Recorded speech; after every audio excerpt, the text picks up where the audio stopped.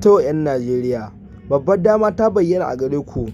To fa, tun bayan rantsar da Abba Kabir Yusuf a matsayin gwamnan jihar Kano, inda sanin kanku ne wajen rantsuwan nan manya-manyan mawaƙa sun hallara, inda a cikinsu aka samu wani cece-kuce, inda a cikinsu suka fara bayyana cewa tabbas rabin fans ɗin nan da suke ciki na wannan ne, wannan ma yace nashi ne, wannan ma yace nashi ne. To tun bayan jin wannan cece-kuce da suke yi, suke cewa to za su sa wata gasa a tsakaninsu, inda kowanne mawaƙi da ɗaya daga cikinsu zai je tsaro waƙarsa wadda za ta yi daɗi ƙwarai da gaske, inda suke gayyatar 'yan Najeriya da duk wani wanda ya san mawaƙinsa babba ne to ya shirya samun sabuwar waƙarsa. To idan farkon wannan ne farkon isowa ka wannan tasha ta mai albarka, da kada ka manta ka danna mana subscribing kana ka danna mana ƙararrawar sanarwa, domin ta haka ne zaka iya samun sabbin shirye-shiryen mu idan mun dora. Tun bayan wannan kaddamar da wannan gasa da aka yi, to yanzu sun bayyana cewa nan ba daɗewa ba wannan waƙoƙi za su fara fitowa, inda wasu daga cikin su ma har sun riga sun yi fitar daga wannan waƙa, kawai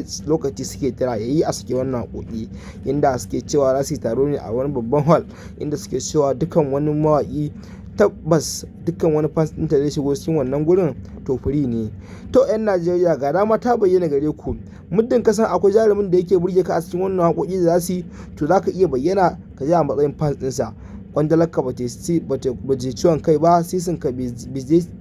ciwon kai ba wajen ganin wannan jarumi naka.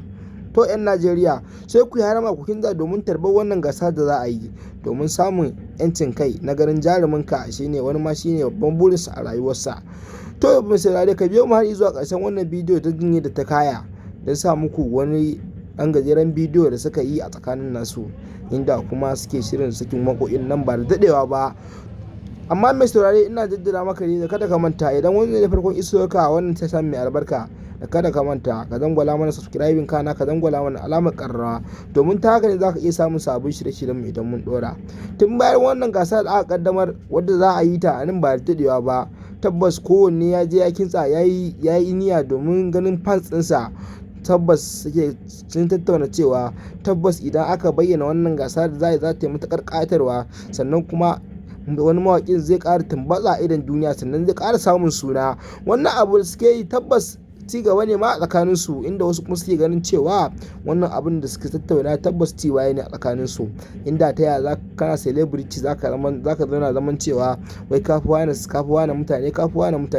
to ai hakan ma kuskure ne, domin wani ma idan yana yin kai wannan batu sai ya daina yin ka. To mai saurare, kasance da wannan tasha mai albarka mai suna Fresh TV 24 domin samun labarai da dumudumin su a kodayaushe, domin mu kun san mu gwanaye ne wajen kawo muku labari a kodayaushe, sai dai in ba sake shi ba.